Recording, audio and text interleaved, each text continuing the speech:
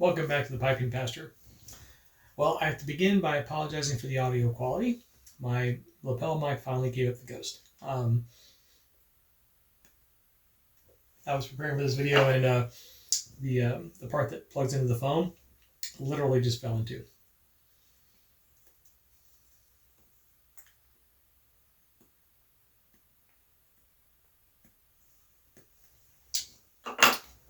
So, a bit echoey. I apologize for that. But this afternoon, enjoying a nice cup of coffee, good pipe. Today it is my Peterson, my bent Dublin. It's a bent apple. Like Peterson just calls it a bent Dublin. It's a slightly different shape than a bent apple. So, it's fine with me. Call it whatever you want.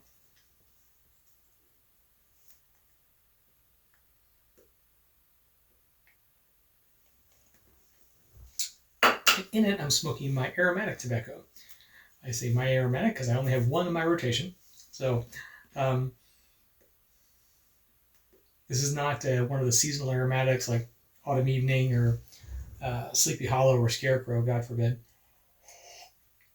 This is a 50-50 mixture of Cherry Bonbon by Mylan and Eileen Strait. I shared this before, but I've experimented with some aromatics to try to get something that the wife would not find offensive.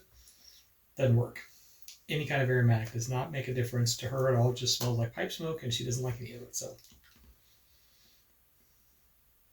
which kind of works out because I don't really care for aromatics, so I don't have to muddle my way through one. But this one's not bad. I mean, it's every once in a while it's nice to have something a little sweet. And Mylan does a good job with their aromatics. Well, I presume they do. They did a good job with Cherry Bonbon. In that it's good quality tobacco. It's not just some cheap stuff with a bunch of chemically flavors on it. I've actually never tried Scarecrow, and in all honesty, I have no desire to. After seeing the recent descriptions and reactions by Piper Dave and Potter Piper, respectively. I actually saw Potter Piper's video first. Then went and watched Piper Dave's to see if indeed those were the terms he used. And yeah, essence of candy corn. I cannot imagine anything more horrifying. I am of the firm belief that candy corn, which I'm pretty sure is made from corn syrup, vanilla extract, and candle wax, I'm of the firm opinion that it is the most horrible of candies, and no one really likes it. Yeah, people such as myself who find it inedible. But even the ones who do eat it, or say they like it in such a way that if it's there, they'll have it. I've never met anyone, correct me if I'm wrong, by all means put it in the comments, but I've never met anyone who looks forward to candy corn, who says, wow, I can't wait for Halloween time to come around so I can get my candy corn. It's not like Peeps, right? Peeps, again, largely two camps. People like myself, again, who just find it repulsive, and then people who really look forward to the time when Peeps come out, and they just jones for it. And they're huge fans, right? So with Peeps, I think you do have some people who really enjoy them. I don't think big time candy corn fans actually exist. I think it's a myth, and I have no idea why it's still in production.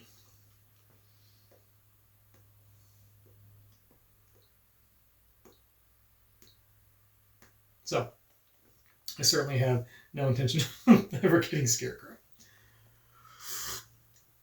Probably wouldn't buy it anyway because it's an aromatic, but definitely not a candy corn aromatic.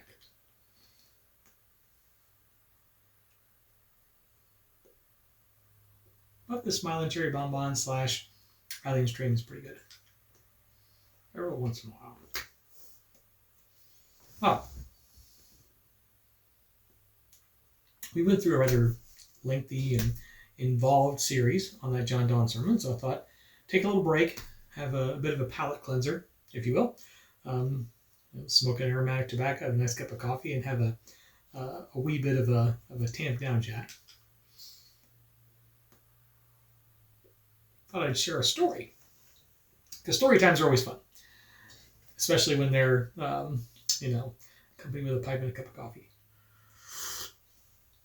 About a recent shipping experience I've had.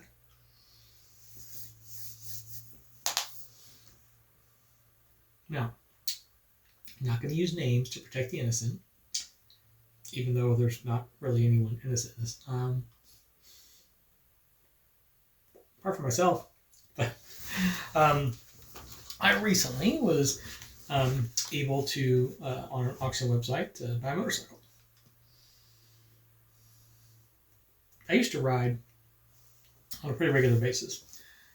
When I was first married, my daily driver was a motorcycle. I had a 1976 BMW RT1000, so full boat touring bike, and that was my daily driver. I took it to work every day.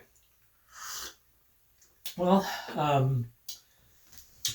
when we started having kids, it became used less and less, right? I mean, you can't put a kid in the back of a motorcycle, so using the cars more and more, and after a couple of kids, less and less, and so on and so forth. And it got to the point where, at one point, it had sat in the garage for a full year. And I didn't pay for this bike. This was a gift. My stepfather, my mom's husband, bought this bike in 1980 from a BMW mechanic who bought it in 1976. So I was essentially the third owner. But anyway, so he got this bike in 1980. And then it was over 20 years ago now, so it was like in the late 90s. So he had it like 13 years or something like that. And he had gotten to the point where he was not riding it very often anymore. And they didn't have any place to store it because they were living in an apartment at the time. So he said, "Do you want the bike?" And of course I jumped on it. And, it was a great bike, very reliable, rode it for several years. So in any case, we have the kids, I don't ride it anymore, so I gave it to my brother-in-law. I'm not riding this as much anymore, so I want someone in the family to get some use out of it. It's a great bike. It's very reliable. So he took it and has it still to this day. Well, kids got a little bit older. We've moved around a few times. And several years ago, I was having a discussion with the wife, and I was like, I think I'd like to get a motorcycle again. They're fun, first of all. And when it comes to inexpensive travel, they're pretty awesome. I mean, when it comes to gas mileage, the motorcycle does pretty well. So the answer was a resounding no. You're too old now, and we got kids, and you're the primary income earner. You have all these things and stuff, and if you lay that bike down, then what happens to us, right? So it was like, okay. So went through several years of not being able to have a bike. Well, then recently, as the kids have gotten even older, the oldest is in college now, the second one is getting her license here in a few months, and then my third and youngest daughter will be going to driving school. She'll get a license in less than a year. So the wife and I were discussing the automobile situation, and we came to the conclusion that we might end up needing 4 cars for me to get to work, for her, and then between the 3 girls, at least 1 or 2 cars, when the oldest comes back on college breaks for summer to work at her job. The other one has, horseback riding, they've got fencing and voice lessons, all these other things that they're going to be going to. We're going to need more transportation. So then the wife was like, well, maybe you should get a motorcycle again. She didn't even finish the sentence before I was already looking online to find one. I was like, right on. So I found one on an auction website. Got a great deal on it. It's a 2007 Harley Davidson Heritage Softail Classic. Softail Heritage Classic. It's a Softail. It's a V-twin Softail. In any case, they're kind of modeled. If you don't know what they look like, they're kind of modeled after the old FLH bikes and things like that. Just really wide, fat, heavy. Really comfortable bikes. So I was very happy to find it. There's a gentleman way out of state who was selling it, and kind of an unfortunate circumstance.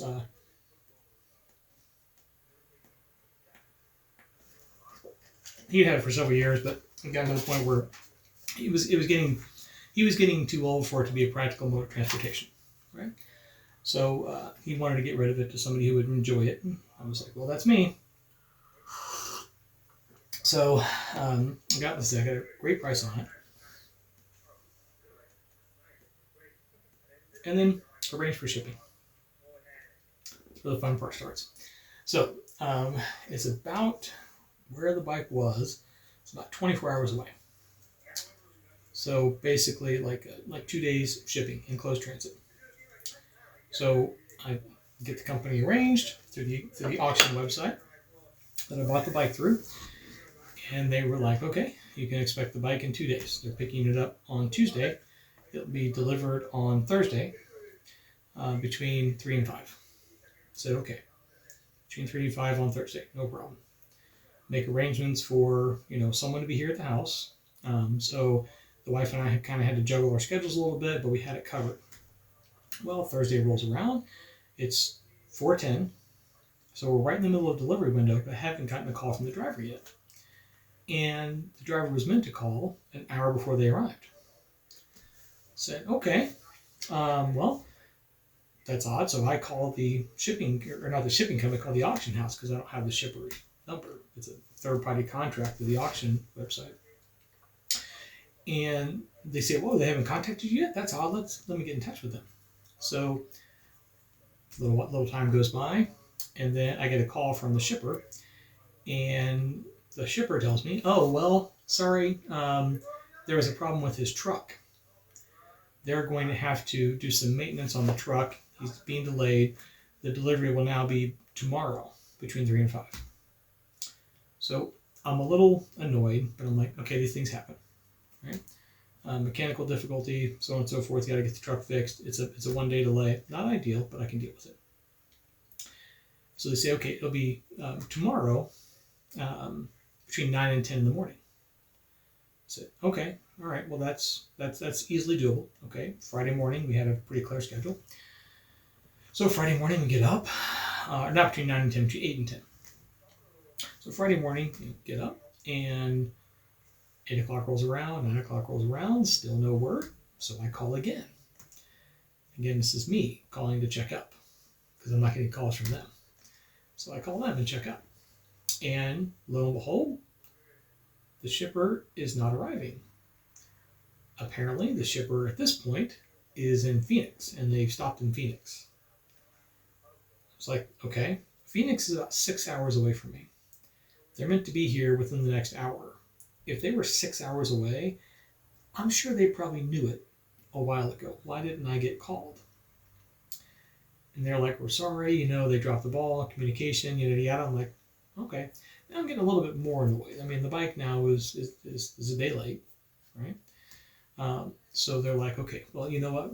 They're going to have it there today between 3 and 5. I said, okay, today between 3 and 5 is problematic.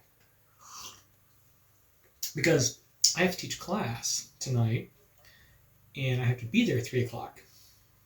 And the class goes till 6. And my wife has to pick the kids up, and they're going to a corn maze while I'm teaching this class. So the person says, okay, I'll talk to the shipper. We'll see about getting a time situated and squared away, and we'll get back to you.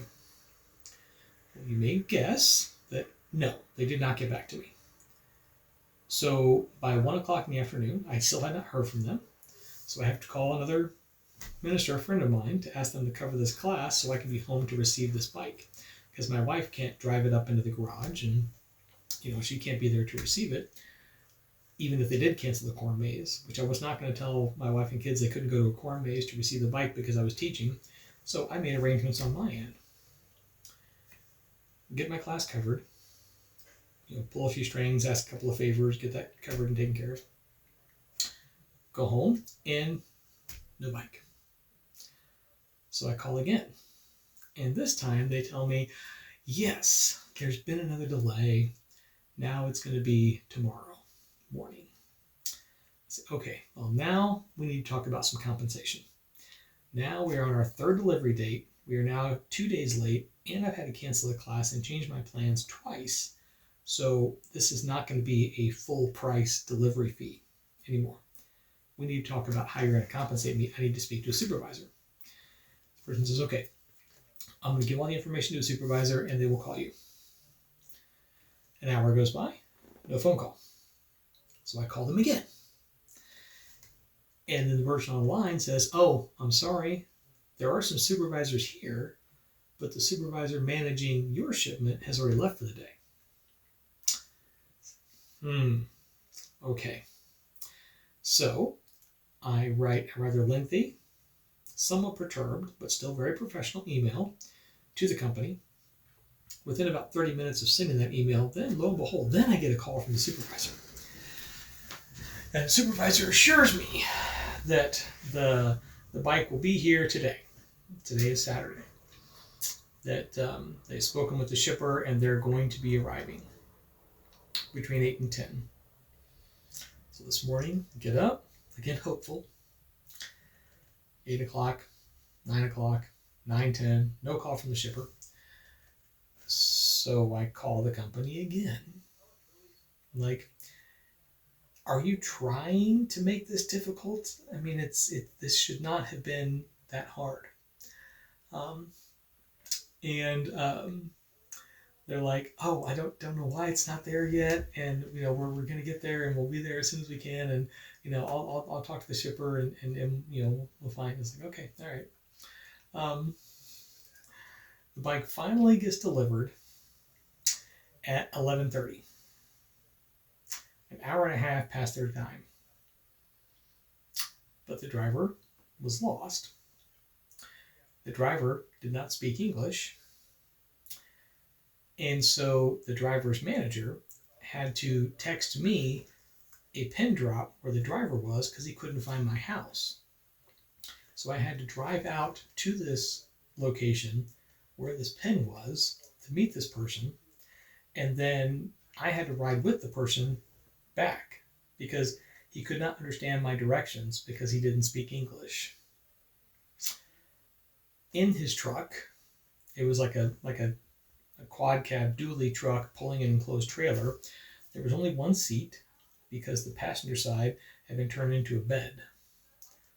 So I have to climb into this person's truck using hand signals to explain what it is that we're doing, sit on his bed, and then direct him with hand movements to where we were going to get back to the house. So, but the bike is here. I was told I would be contacted by the supervisor on Monday when everyone's back in the office to discuss whether or not I get compensation for all this debacle. So we'll find out. But in any case, I got the bike. Bike's here. The bike's beautiful. I'm very excited to start riding again. So I can still smile and I can still be joyful about the fact that it's here. Next week's video, I'll be sure to make a note there if they offer me anything in the way of compensation or not. So we'll see. Wish me luck. But in any case, hope you have a lovely week, as always.